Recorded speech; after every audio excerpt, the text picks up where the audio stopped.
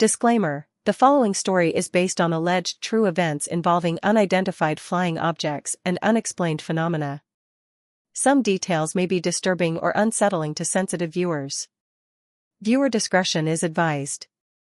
This video is intended for entertainment and educational purposes only.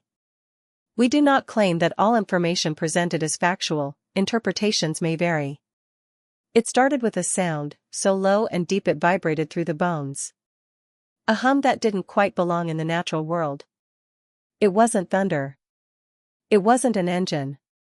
It was something else. Something unfamiliar.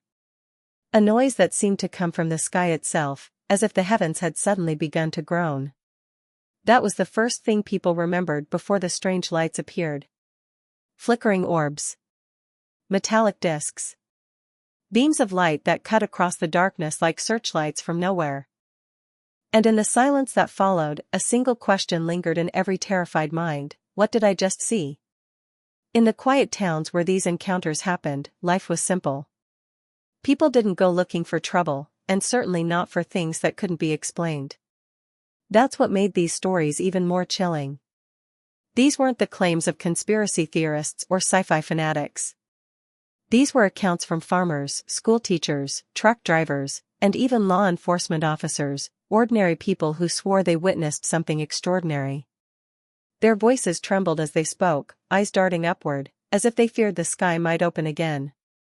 The strangest UFO encounters ever recorded didn't take place in the big cities, under neon lights and crowded skylines. They happened in places where the sky stretched wide and the night was so dark it swallowed you whole. One such place was a desolate stretch of land in rural Montana, where a lone rancher named Caleb had lived his entire life. The nearest neighbor was miles away, and the only sounds at night were the wind whistling through the trees and the occasional howl of a coyote. Caleb wasn't a man given to imagination. He worked with his hands, rose before dawn, and trusted only what he could see and touch. That made what he saw one cold October night all the more disturbing. He had just finished checking the livestock when he noticed a strange glow hovering just above the treetops in the distance. At first, he thought it might be a wildfire, but there was no smoke, only a pale blue light, completely silent, moving steadily toward his property. It wasn't flying like any aircraft he'd ever seen. It didn't glide or drift. It moved with eerie precision, stopping and starting without any visible source of propulsion. Then, as suddenly as it appeared, the light shot upward into the clouds and vanished.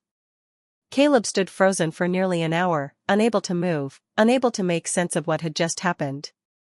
The next morning, he found a perfectly circular patch of scorched earth in his field, no footprints, no tire marks, no explanation. Stories like Caleb's aren't unique. In fact, they've been happening for decades, and not just in the United States. From isolated villages in Brazil to snowy forests in Russia, people across the world have described encounters with flying objects that defy logic and physics. Some have seen silent triangles the size of football fields. Others have witnessed small orbs darting through trees like curious insects. A few claim to have lost time, hours or even days that simply vanished without memory or cause. These aren't isolated incidents. They form a pattern. A global phenomenon that suggests something is happening, something we still don't fully understand. One of the most unsettling encounters took place in 1976 in Tehran, Iran, when two military jets were scrambled to intercept a glowing object seen hovering over the city. According to official reports, the pilots experienced sudden equipment failure whenever they got too close. Their weapons systems shut down, their radios went dead, and the object reportedly accelerated away at impossible speeds. These weren't civilians with vivid imaginations. These were trained military personnel with nothing to gain and everything to lose by reporting such an incident. And yet, the case remains unexplained to this day. Another case that continues to baffle experts happened in the forests of Rendlesham, England, in 1980. U.S. military personnel stationed at a nearby base reported seeing strange lights descending into the trees. When they investigated, they found a craft resting on 3 legs, etched with symbols unlike anything they'd ever seen. One witness even claimed to have touched the surface of the craft and received a sequence of binary code in his mind, code that, when translated years later, pointed to mysterious coordinates across the globe. Coincidence? Hallucination? Or something more? Even more bizarre are the stories involving interactions, brief, terrifying moments when witnesses believe they made contact with something not of this world. One such account came from a woman in rural Australia who, while driving home late at night, found her car suddenly enveloped in a blinding white light. Her engine stalled. Her phone died. And then, time seemed to stop. She awoke hours later on the side of the road, unsure of what had happened. Her skin was ice cold, and she bore a small, circular scar on the back of her neck she couldn't explain. The memory of the light haunted her dreams for years. While skeptics insist these encounters can be explained by weather balloons, military experiments, or even hallucinations, the people who've lived through them are left with something that can't be so easily dismissed, a lingering fear. A gnawing uncertainty. And above all, a question that refuses to go away: if what I saw wasn't from this world, then who was watching me? Even the government seems to be paying attention now. Declassified documents, leaked videos from fighter jet cockpits, and congressional hearings have pushed the phenomenon into the mainstream. But instead of providing clarity, the official acknowledgement has only deepened the mystery. What are these crafts? Who, or what, is operating them? And why are they appearing more frequently? The deeper you go into these stories, the more disturbing they become. There are no clear answers, only fragments of truth scattered across time and space. Some believe these encounters are warnings. Others believe they are preparations. But one thing is certain: the people who've experienced them are forever changed. Their eyes carry the weight of knowledge they didn't ask for. And their voices tremble with a kind of fear that only comes from looking directly into the unknown. But perhaps the most unsettling case of all has yet to be revealed. A story kept quiet for decades. Buried in a forgotten town, spoken of only in whispers. The truth behind this encounter has never been fully told, until now. And once you hear it, you might find yourself questioning everything you thought you knew about what's really out there, watching, waiting. Because what happened on that night didn't just defy logic, it shattered it. Caleb didn't talk about what happened that night, not at first. He convinced himself it was just a trick of the light, a passing aircraft, maybe even some kind of electrical phenomenon. But when the scorched patch of ground wouldn't grow back, not even weeks later, he knew something was wrong. The grass around it stayed black and dead, as though the earth itself had been poisoned. Animals started avoiding that part of the field. His cattle wouldn't go near it. Even his dog, a mutt named Duke who normally chased shadows, whimpered whenever they passed it by. But it was the silence that got to him most. Nights had always been quiet out there in the valley, but after that night, the silence became different. Heavier. It pressed against the windows of his house, blanketed the fields, filled every space like fog. The usual sounds of nature, owls hooting, insects chirping, even the wind, seemed to vanish after dark. It was as if something was listening. Watching. And Caleb, for the first time in his life, locked his doors every night and kept a rifle beside the bed. He didn't know what he was afraid of. He just knew that whatever it was hadn't left. One morning, he woke up to find strange marks in the dirt outside his barn. Perfectly straight lines, carved deep into the ground, like something had landed there, or tried to. He tried to tell himself it was vandals, maybe some prank by bored kids. But who would drive miles into the middle of nowhere just to draw patterns in the earth? And how did they do it without leaving a single footprint? Caleb stood there for hours, staring at the lines, jaw clenched, hands shaking. The shapes didn't make sense, some were curves, others jagged like lightning bolts, intersecting at angles that hurt his head just to look at. He never told anyone. Not even the sheriff. Not even his brother, who lived a few counties over. Some part of him was too afraid to say it out loud. Like naming it would make it come back. But of course, it did come back. The second time was worse. It was just after 3 a.m. when Caleb woke up to that same deep, vibrating hum. He sat bolt upright in bed, heart pounding, ears ringing. The house trembled, not violently, but with a strange rhythm, like the pulsing of a distant engine. Then came the light. Blue again, but this time brighter. It seeped in through the cracks in the wooden walls, illuminated the entire room in a ghostly glow. Caleb grabbed his rifle and crept to the window, but what he saw made his knees go weak. Hovering above the far side of his pasture was a massive, disc-shaped object, at least 30 feet wide. It rotated slowly, almost lazily, as if it had all the time in the world. Beneath it, beams of light swept across the ground like fingers searching for something. Caleb couldn't move. Couldn't breathe. He felt like he was being pulled toward the window, like gravity itself was shifting. Then, just as suddenly, the light snapped off and the object shot into the sky so fast it left a trail of mist in its wake. Silence returned, but this time it felt wrong. Like the air was missing something. Like the world had paused and forgotten how to breathe. The next morning, Caleb found every door in his barn wide open, though they'd been locked with heavy chains. The locks lay on the ground, unbroken. Every animal inside was gone. Not a single track, no blood, no sign of struggle. Just emptiness. And silence.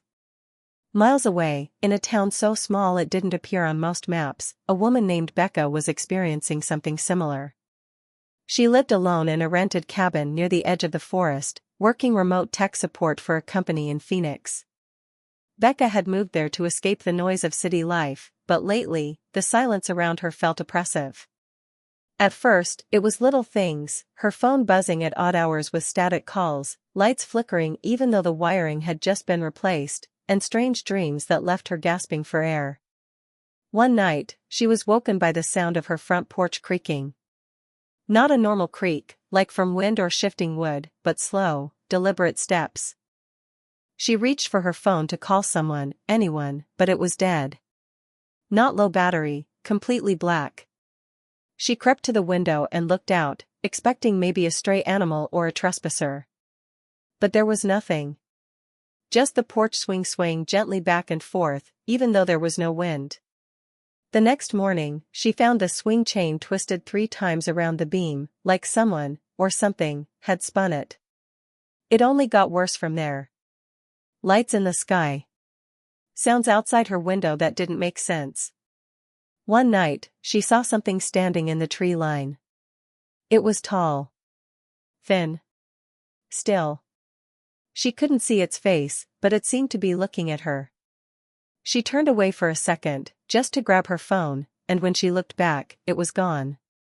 But a circle of flattened grass remained, right where it had stood. She started keeping a journal, desperate to convince herself she wasn't going crazy. And yet, the entries began to slip into something she didn't recognize. Notes she didn't remember writing. Pages filled with symbols and patterns she'd never seen before. One night, she woke up to find the journal open beside her, even though she'd locked it in a drawer. On the open page was a message, written in her handwriting, "Do not go outside." Across the country, others began reporting similar phenomena. Bright lights. Lost time. Static-filled radios that suddenly whispered names that hadn't been spoken in years. Dogs barking at nothing. Clocks that ran backward. A feeling, shared by all of them, that something was building. Something they couldn't see but could almost sense. Like the moment before a storm hits, when the air feels thick and wrong and full of promise and dread all at once. Then came the dreams. People from entirely different places, strangers who had never met, began dreaming the same thing. A dark, open field under a blood-red sky. A black obelisk standing at the center, humming. A figure just beyond the edge of vision, tall, faceless, unmoving. And always the same phrase, whispered from somewhere overhead, "We've been here before." It echoed through the dream over and over, like a chant. Like a warning. Some people woke up with marks. Thin, symmetrical lines running along their spines or the inside of their arms. Doctors called it sleep paralysis. Stress. Nerve damage. But none of them could explain how the marks glowed faintly under UV light, or why they all matched. Even Caleb, who had tried to shut it all out, couldn't ignore the change in the air. The nights grew colder, even when the weather said it shouldn't. The animals never came back. The black patch in his field began to widen. His dog, Duke, stopped barking altogether, just sat near the front door, growling low into the darkness. Then, one night, Duke disappeared too. No struggle. No sound. Just gone. That was the night Caleb found something sitting on his kitchen table. A smooth, metallic object no larger than a coin. Perfectly round, humming softly when he touched it. He didn't know how it got there. The doors were locked. The windows shut tight. He'd been awake the whole night. And yet, there it was. Waiting. He buried it deep in the woods, miles from his house. But sometimes, even now, he can hear it humming in his dreams. And through all of this, a pattern begins to emerge. Different places. Different people. But the same fear. The same signs. The same feeling that something is coming. No one knows when. No one knows how. But they all feel it, just beneath the surface of their thoughts. That sense that the sky isn't just a canvas of stars, it's a doorway. And whatever is on the other side has already found the key. Caleb stopped sleeping altogether. Not in the usual sense, he'd lie down, eyes closed, body still, but his mind never truly rested. He existed in a limbo state, always alert, always listening. It was as if sleep itself had turned hostile, refusing to offer peace. He would drift off for seconds, only to jolt awake, breath caught in his throat, the echo of a sound that didn't belong fading into the walls. Sometimes, he'd hear something in the walls. A faint scratching. A soft clicking. Once, he could have sworn he heard a voice murmuring from inside the floorboards. It didn't speak words he understood, it sounded like static mixed with breath, like something trying to speak through a broken radio. He ripped open half the boards in his living room, expecting to find rodents or wires. But there was nothing. The metallic object he had buried wouldn't leave him alone. Though it was miles away, he felt it. Sometimes it would appear in his dreams, suspended in the air and spinning slowly. Other times, he'd feel a vibration through his fingertips when he touched anything metal. One night, after another failed attempt at sleep, he stepped outside and saw that all the lights in the house had turned on by themselves. When he went back inside, they flickered off in unison. The silence afterward was like the breath before a scream. He tried driving to town, thinking maybe he'd lost touch with reality. Maybe he needed people, needed to be around someone, anyone, who could remind him the world was still solid. But his truck wouldn't start. The battery, the alternator, the ignition, all fine. Just wouldn't turn over. When he tried the second time, his headlights flashed without warning, and the radio, dead for months, crackled to life with a voice that wasn't in English. He left the truck right there in the field and walked back to the house, his legs heavy, his stomach twisting with dread. And that's when the phone calls began. Even though the landline hadn't worked in years, the receiver would ring at exactly 3:17 a.m. every night. No number. Just a long, shrill tone. He unplugged it. Threw it in a drawer. It still rang. On the fourth night, he picked it up, desperate and shaking. No voice. Just a soft breathing sound, like someone standing inches from the other end. Then a whisper. One word, broken and cold, like it was being dragged across broken glass, closer. The isolation wasn't just physical anymore, it was spiritual. The land, the air, the very light around him seemed off. Colors didn't look right. Shadows fell at odd angles. The sun would set too quickly, or hang in the sky a little too long. Time didn't flow the way it used to. On one afternoon, he caught his reflection moving out of sync. Only by a fraction of a second, but enough to make him back away from the mirror and cover it with a sheet. He considered leaving. Packing what he could and walking until he hit a road with headlights. But something held him there. Not fear, at least not the normal kind. It was like the house had grown roots inside him. Like something wanted him to stay. That idea chilled him more than anything else. Meanwhile, in her little forest cabin, Becca was unraveling in her own way. The dreams weren't just repeating anymore, they were evolving. Now she wasn't just standing in that blood-red field. She was walking toward the obelisk.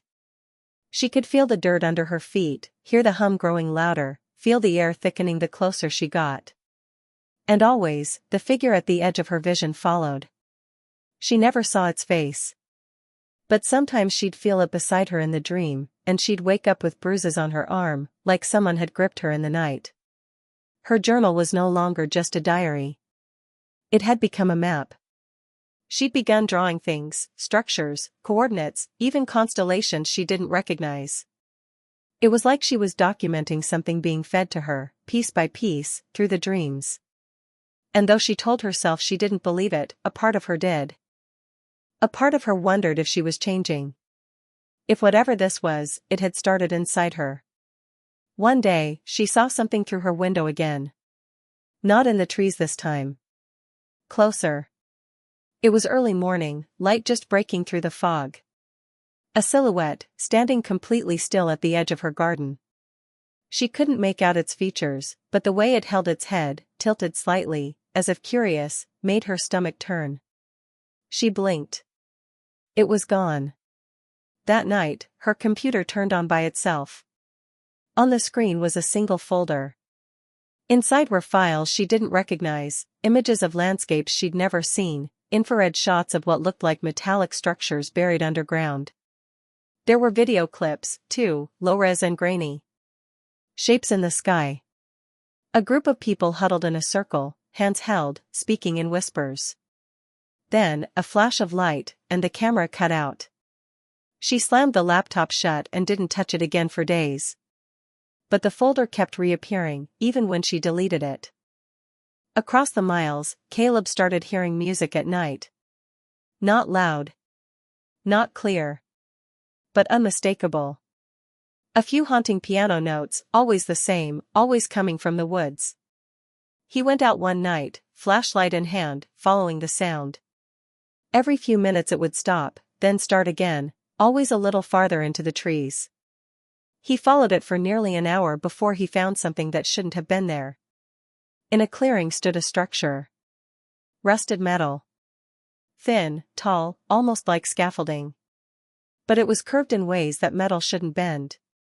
Its surface reflected no light, and its shape seemed to shift slightly when he looked away. At its base, a pile of bones. Small ones. Animal, maybe. Maybe not. He didn't get closer. He turned and ran until the trees thinned and his house came into view, his lungs raw, the music still echoing behind him. He started marking days on the wall. Not out of routine, but to make sure time still existed. Some days seemed to vanish. Others stretched into something unbearable. Sometimes, the markings would be erased when he woke up. Sometimes they multiplied. Then came the letters. Handwritten notes left on his kitchen table. Always unsigned. Always written in a looping script that wasn't quite his, but looked enough like his to unsettle him. They said things like, "Don't trust your reflection." Or, "It needs you to remember." Or worse, "You brought this here." At the same time, Becca discovered the name Rendell scrawled in the margins of her journal over and over again. She didn't write it. She didn't know anyone by that name. A quick online search brought up almost nothing, just a few old property records from a long-abandoned mining town 100 miles away. But when she zoomed in on one of the satellite images, her heart stopped. In the center of the town, barely visible through trees and overgrowth, was a structure. Tall. Curved. Familiar. Becca and Caleb didn't know each other. Had never met. But they were drawing closer. Unknowingly walking parallel paths toward the same buried truth. And in both of their lives, the air was tightening. The silence was deepening. The watchers, whatever they were no longer content to observe from afar. They were pushing now. Testing boundaries. Slipping into cracks. Some nights, Caleb would see lights hovering in the sky and feel something shifting in his chest, like a frequency only his body could hear. He'd look into the mirror and see flickers of another version of himself, mouth moving independently, eyes fixed on something behind him.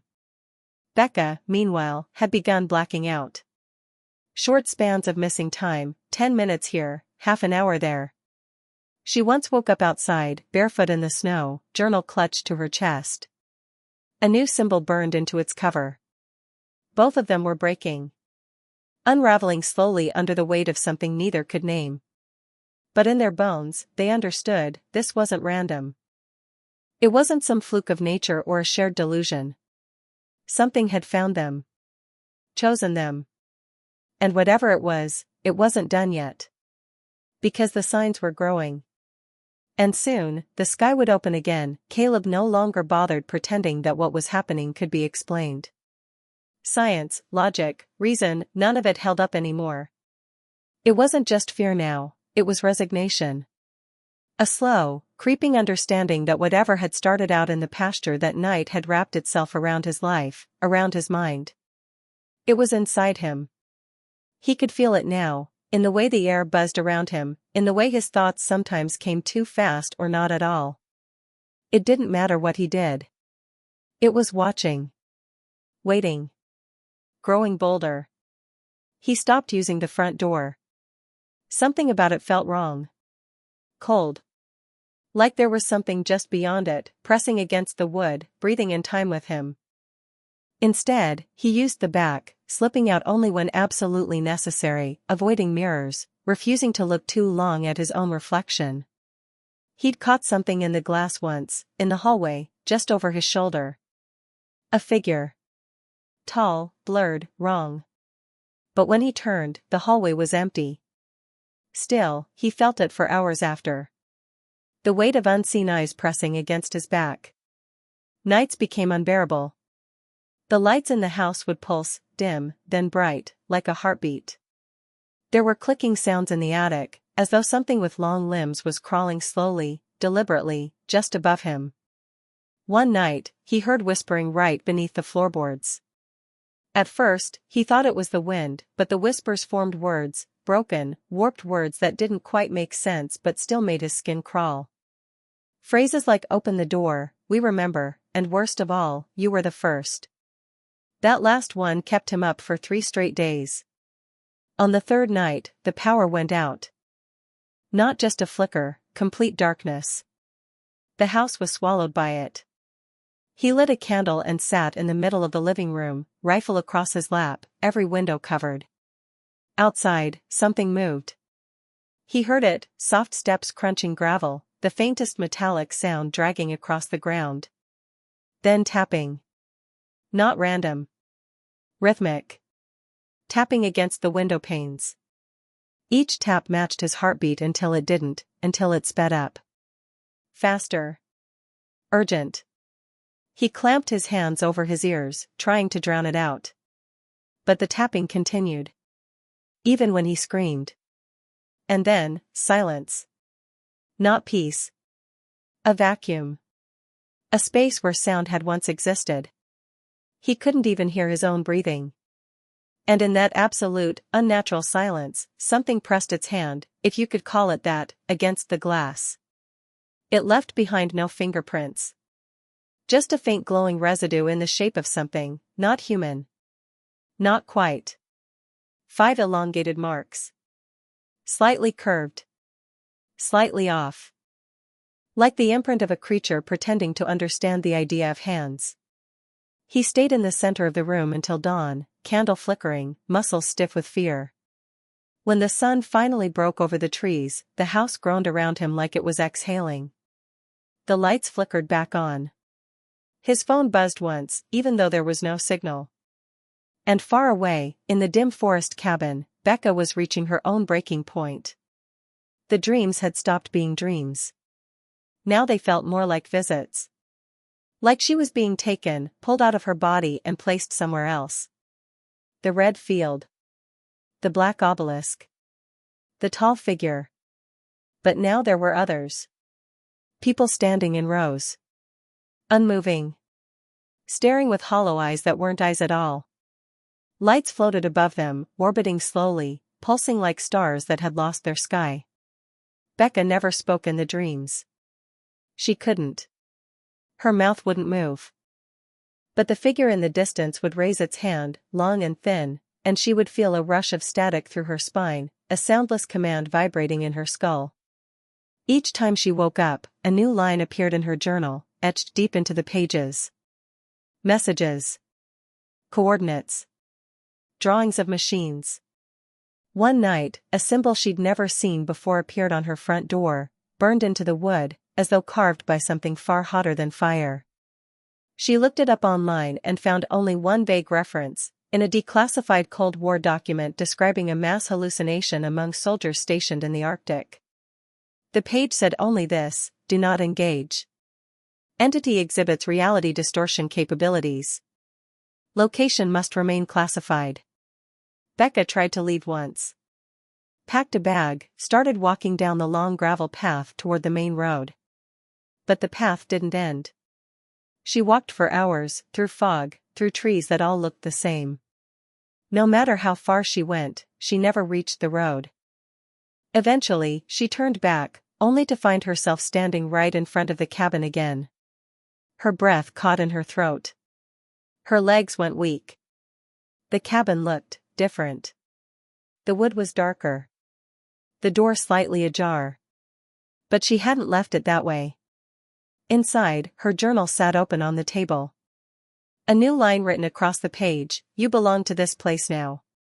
The deeper it got, the more the world around them began to change. Caleb noticed the stars above his house weren't in the right places anymore. The North Star was gone. Entire constellations missing or altered. Once, he saw 2 moons. He stared for nearly an hour, convinced he was hallucinating, but they were real. One large and familiar, the other smaller and bluish, like an eye watching from afar. He stopped going outside at night. Then came the shadows. Not from lights. Not from people. Just shadows, moving on their own. Stretching up the walls, gliding across the floor, slipping into cracks. They didn't follow any rules. They would drift sideways. Sometimes they'd pause, like they were listening. Caleb once saw one stretch its way up the ceiling, where it merged with a dark spot and disappeared. But the room never felt empty after that. The corners always felt too deep. The closets too dark. Like there was more space than there should have been. Becca's cabin began doing things too. Her reflection wouldn't match her anymore. She'd brush her hair, only to see her reflection standing still. Other times, her reflection would smile, when she wasn't. She covered every mirror in the cabin, but it didn't matter. The windows reflected her now. Even puddles of water. Once, she caught her reflection watching her before she looked into the glass. Like it had been waiting. She started to forget things. Little things at first. The names of objects. Her own handwriting. Whether it was morning or night. Then bigger things. A day vanished. She remembered falling asleep on a Thursday and waking up, on Sunday. The journal had 10 new pages filled in. All in her hand. All in a language she couldn't read. They both felt the same thing, though they were still strangers, that they were being pulled towards something. Not a place. A moment. Like time itself was funneling them toward a single point. Something was coming, and they were part of it. Not by choice. By design. For Caleb, the breaking point came one night when he heard footsteps on the roof. Heavy. Deliberate. They paced slowly from one end of the house to the other. Then stopped. Then the sound of nails, scraping, digging. He ran outside, flashlight shaking in his hand, and pointed it upward. Nothing. But when he looked down at the grass, his breath hitched. A perfect circle, about 20 feet wide, had been burned into the ground around his house. Not with fire, something colder. The grass was frozen solid. The ground cracked with ice. In the center of the circle, just under his feet, he felt a hum. a deep vibration. Like the earth itself was holding its breath. And deep in her cabin, Becca opened her eyes one night to find the tall figure standing at the foot of her bed. Not a dream. Not a vision. She was awake. It didn't move. Didn't speak. Just watched. Her mouth opened, but no sound came out. Her limbs refused to move. Her heart thundered in her chest. The figure slowly raised one hand, and behind it, the walls of her cabin shimmered, like fabric under water. Then, it was gone. No sound. No flash. Just gone. But on her pillow, a symbol. Etched into the fabric. The same one from the door. Burned into the cloth. She didn't scream. Couldn't. She sat there until morning, heart a fist in her chest, the walls whispering softly around her. Neither Caleb nor Becca knew what was coming. But they knew it was closer now. They could feel it in their bones. In the static that lingered after silence. In the way their shadows no longer followed. In the hum beneath their feet. And far above them, in the places where stars used to be, something had begun to move. Caleb didn't remember falling asleep, but he woke up on the floor, cold, aching, and drenched in sweat. The living room was dark, lit only by the pale light coming from the kitchen. But the kitchen light wasn't on. It wasn't even plugged in. The glow wasn't from a bulb, it was something else. Something soft and blue, flickering like static trapped in a jar. He crawled toward it, heart racing, every instinct screaming for him to run, but curiosity pushed harder. The kitchen was empty. No sound. No movement. But the light was pouring out from the crack beneath the basement door. That door had been nailed shut for years. He'd never opened it, never needed to. The storm that damaged it happened long before he moved in, and he always told himself the basement wasn't worth the trouble. But now, the light was calling. He didn't even remember pulling out the nails. Just the sound, the high-pitched creak of the hinges as the door slowly opened inward, revealing a stairwell he didn't recognize. These stairs were metal, not wood. The walls were smooth, silver gray, and humming with that low vibration he'd begun to dread. He stepped down, 1 foot at a time, the hum growing louder, pulsing in his chest like a second heartbeat. The stairs didn't end. After what felt like hours, he stepped into a vast chamber that absolutely should not have existed beneath his house. It stretched for what looked like miles in every direction, walls lined with strange panels, blinking softly. Symbols, some eerily familiar, glowed across the floor. In the center was something massive. A machine, or maybe an altar. He couldn't tell. It pulsed with that same blue glow. Then he heard it. A voice, not in his ears, but in his mind. Whispering, gentle but terrible. You were not meant to see this. And suddenly, everything shifted. He was no longer alone. All around him, forms began to emerge, tall figures, like the one he'd seen in the woods, but more of them. Dozens. Hundreds. They surrounded the machine, moving in slow, synchronized patterns. One of them turned. Its face, or what passed for one, was smooth, pale, and shimmering like liquid metal. And then, it changed. It became his face. Caleb staggered backward, choking on fear. The figure stepped forward, tilting its head curiously, like it was examining a strange creature. The others turned in unison.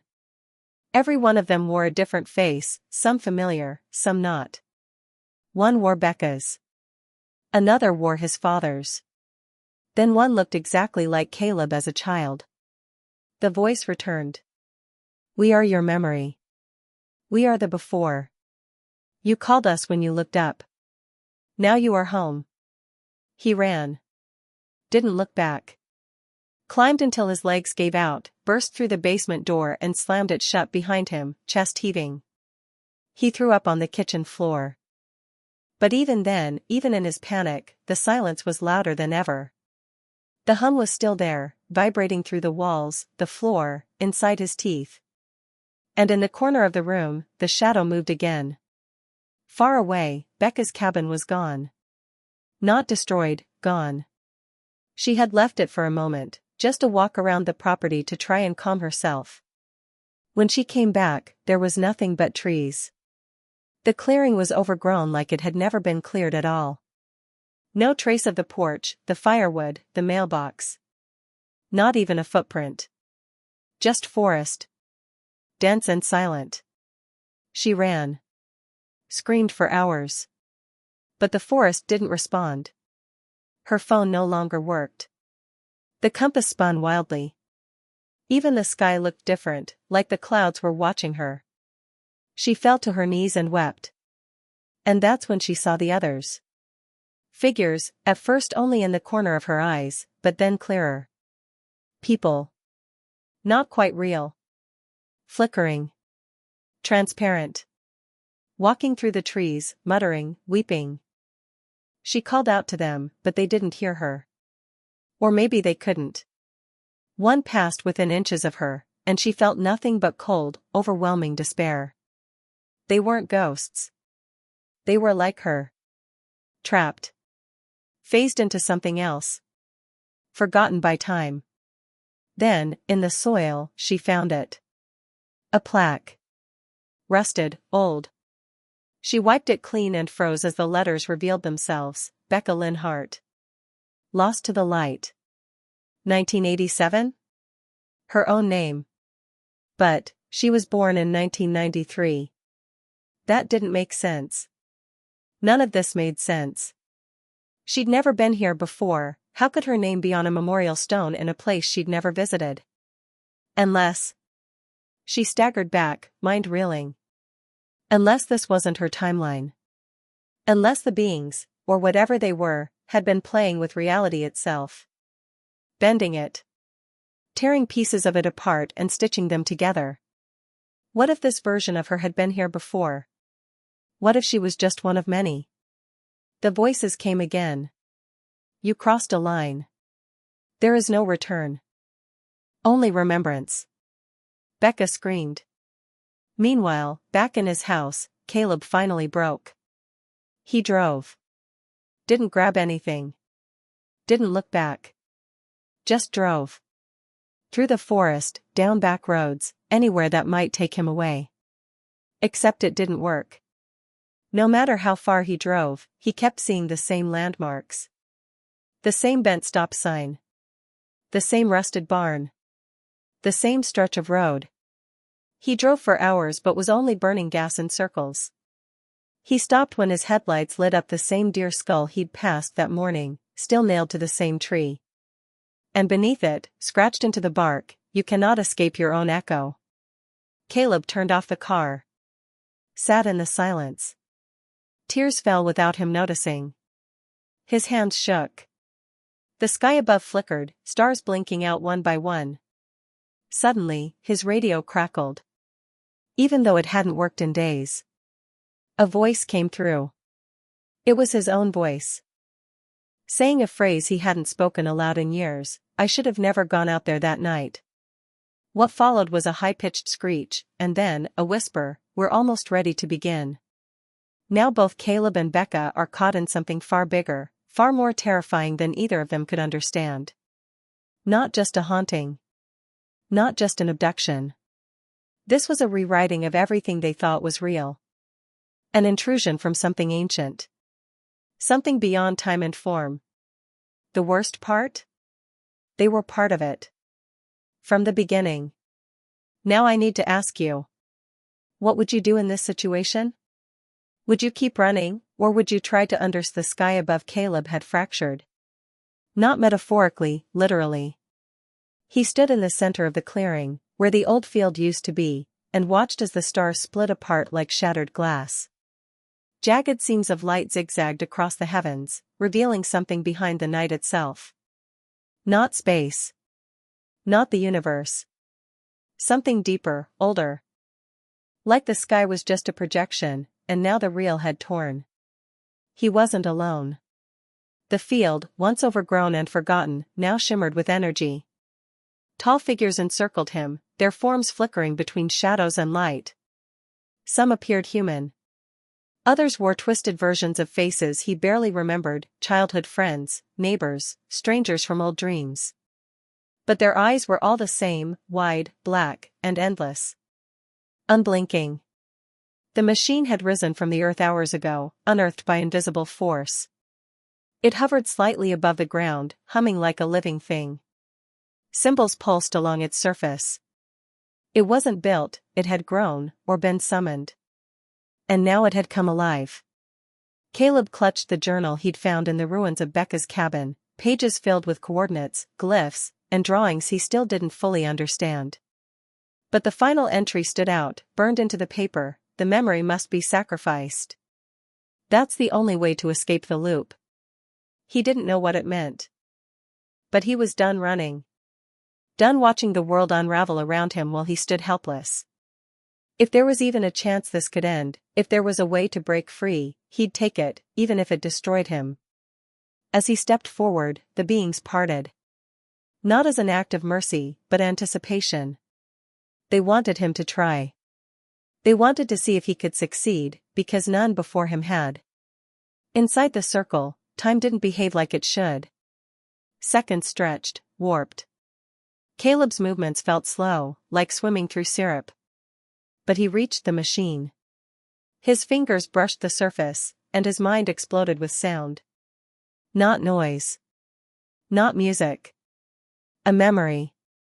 He was 7, running through his childhood backyard.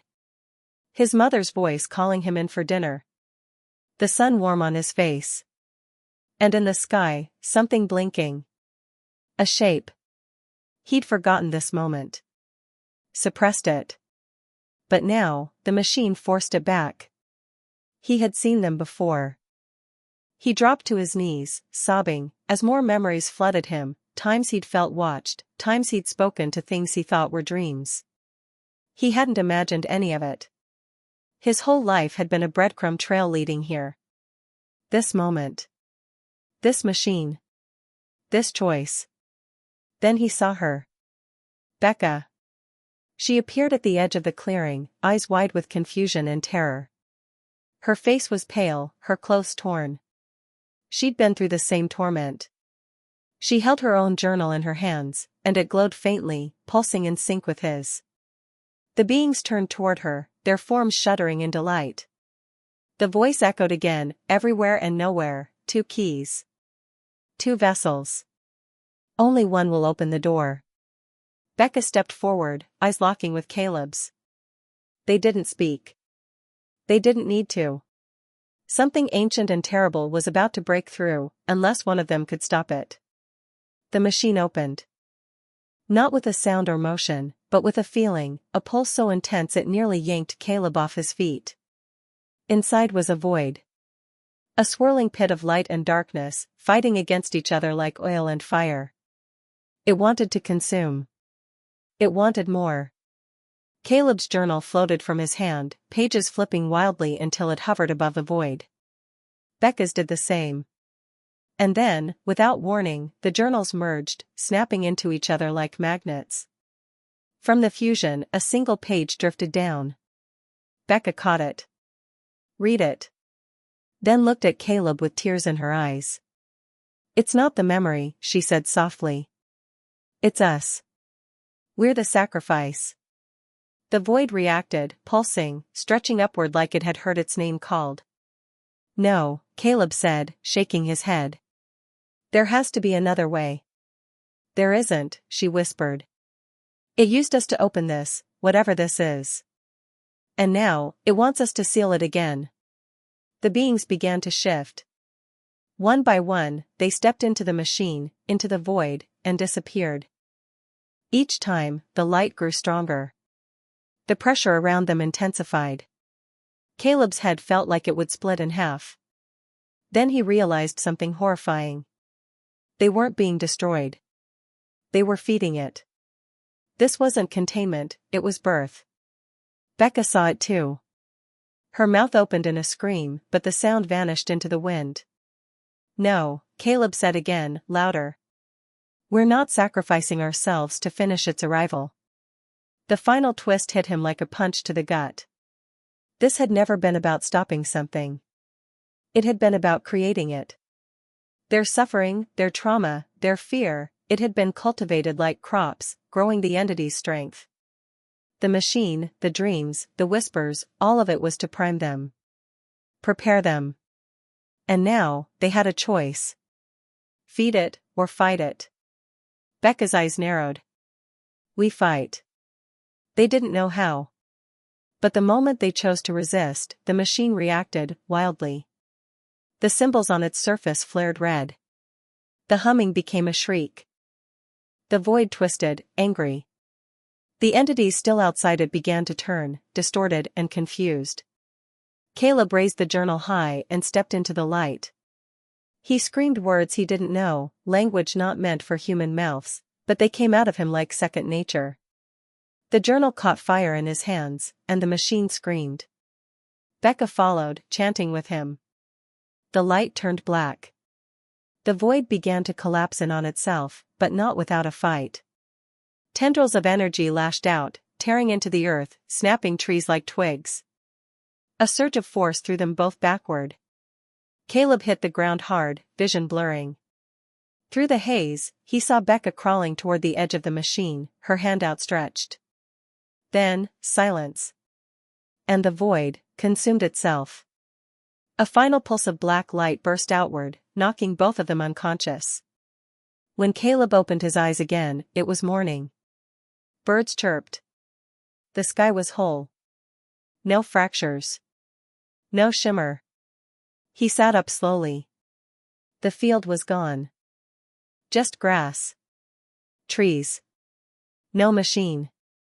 No beings. No sign of any of it. His hands were empty. The journal, gone. He heard footsteps. Turned. Becca. Alive.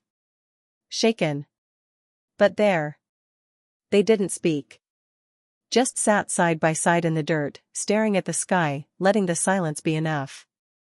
But just before the screen fades to black, Caleb's phone buzzes. No signal. No battery. Just one message on the screen, round 1, complete. What do you think that means? Do you think they truly stopped it, or just delayed what's coming next? What would you do if you were in Caleb or Becca's place? Would you risk everything to fight it, or walk away and pretend none of it ever happened? Let me know in the comments. This story isn't over. Not yet.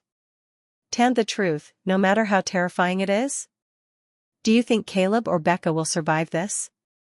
Or are they already lost? The days that followed were quiet, but too quiet. Caleb had never appreciated silence before. Not really. But now, it hung around him like fog. It followed him from room to room. Even the birds seemed hesitant to sing near his house. When he returned from the clearing that morning, it was like the world had never noticed he was gone. The machine, the glowing figures, the fractured sky, it was all wiped clean. No scars left on the land. Just fresh soil, as though nothing had ever been disturbed. But he knew. He remembered every detail. The void. The sound that wasn't sound. The machine that breathed.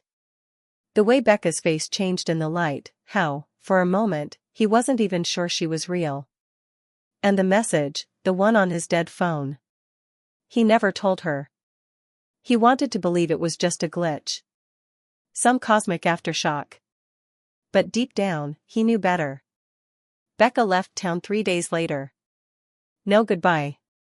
Just a voicemail Caleb didn't find until 2 days after it was left. Her voice was calm, almost too calm, like she was trying hard not to fall apart. She said she was heading west, didn't say where. Said she needed to be far away from that place, and from him. Not because she blamed him, but because they reminded each other too much of what they saw.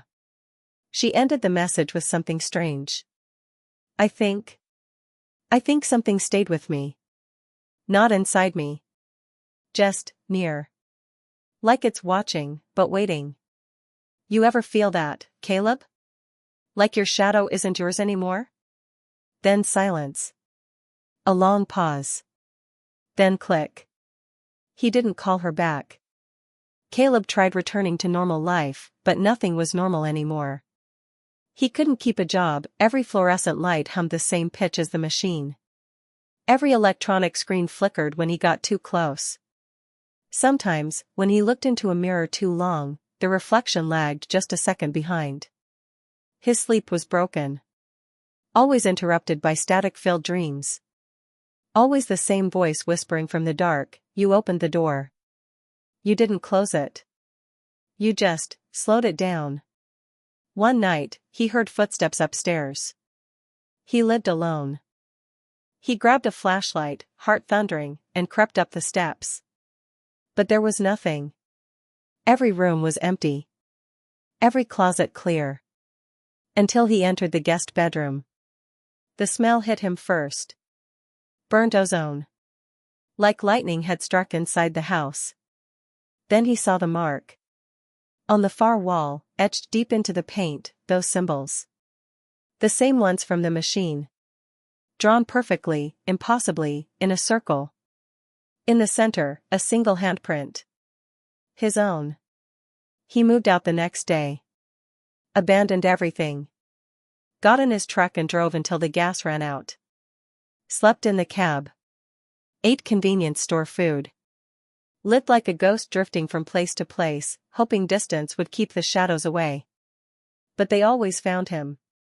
One evening, in a rundown roadside motel outside Sedona, the power flickered. His TV turned on by itself, black screen, no input. But there was sound. A soft hum, then a whisper, "You were the first. There will be more." He unplugged the TV. Smashed it for good measure. But it didn't matter. The message wasn't for the TV. It was for him.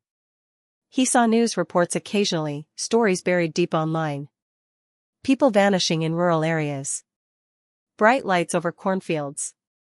Entire neighborhoods reporting strange dreams on the same night. Caleb always checked the date, the location. And every time, the pattern was the same, 6 months since the machine. Like ripples spreading outward. He wasn't sure if it was spreading because they failed, or because they succeeded. Maybe it was always meant to happen. Maybe they'd only pulled the curtain back early. He thought about calling Becca, reaching out, but something inside him warned against it. What if contacting her triggered something? What if it brought them closer again, not just to each other, but to it? Still, he couldn't help but wonder. Was she seeing the signs too?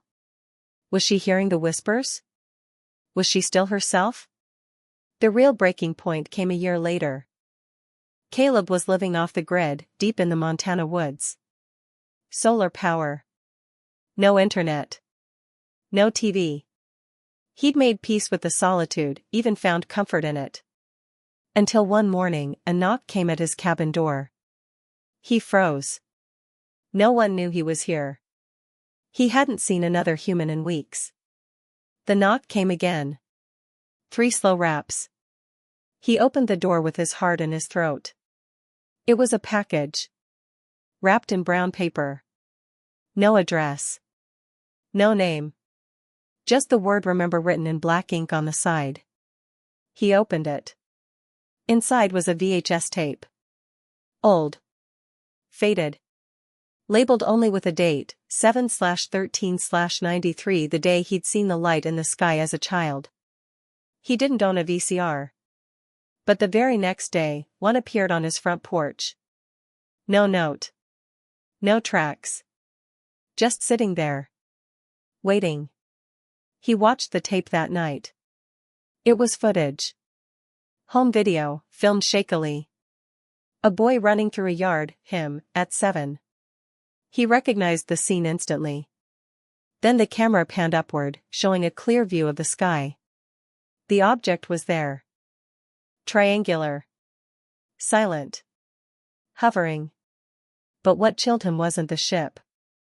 It was the figure standing behind him in the frame. Tall. Pale. No face. Watching him. Then the tape distorted, colors bleeding, static hissing. And a new image appeared. Becca. Older. Tired. Standing in a dark room, facing the camera. Her eyes locked with his through the screen. "I know this will reach you," she said. "They told me it would. I've been chosen. Or replaced. I'm not sure anymore. I think I'm becoming part of it. But I remember you. That's what they don't like." She leaned in, her face trembling. "Caleb, they're not aliens. Not in the way we think. They're not from another planet. They're from beneath. Beneath thought. Beneath what is. They're the spaces between things." The screen crackled again.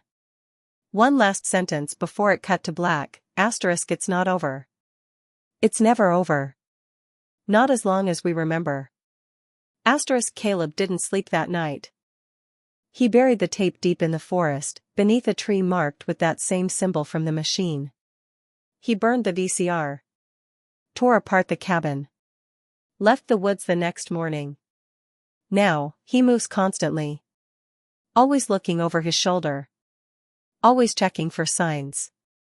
People don't understand his paranoia. They think he's just another conspiracy theorist. A burnout. A ghost in the system. But he knows better. Because some nights, when the wind dies down and the world holds its breath, he hears them. In the rustle of trees. In the hum of the power lines. In the static of forgotten frequencies. They're still watching. Waiting. And so I ask you. What do you think? Were Caleb and Becca chosen, or cursed? Did they stop something far worse, or start it? Have you ever experienced something you couldn't explain? A strange light? A voice when no one was there? A dream that felt too real? Let me know in the comments. I want to hear your stories. And if you want a sequel, if you want to see what comes next, make sure to like, subscribe, and turn on that bell. Because this story? It's not done. Not even close. And remember, they only come for the ones who believe. If you've made it this far, then one thing's certain, you're not like everyone else.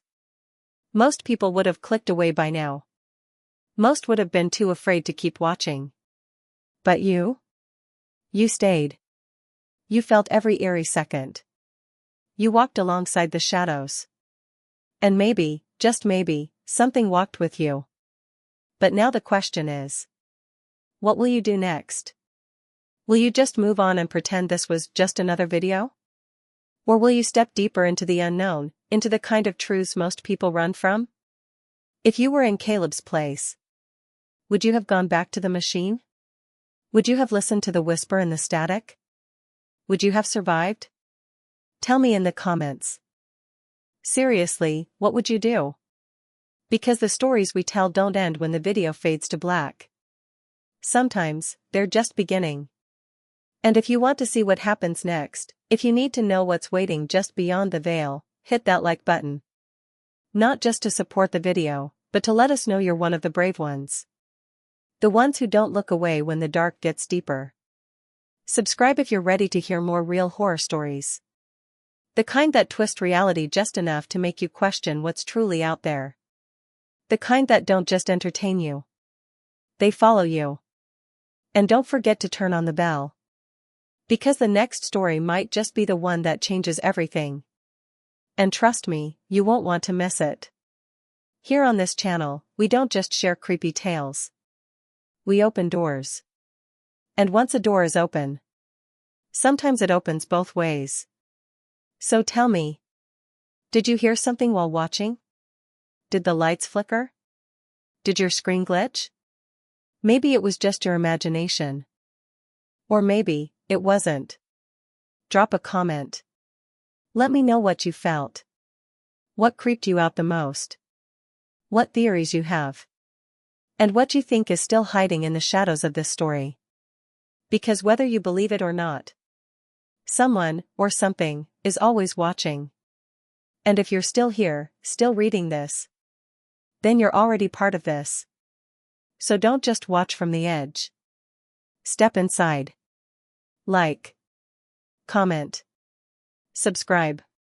Because the next time, the story might be about you.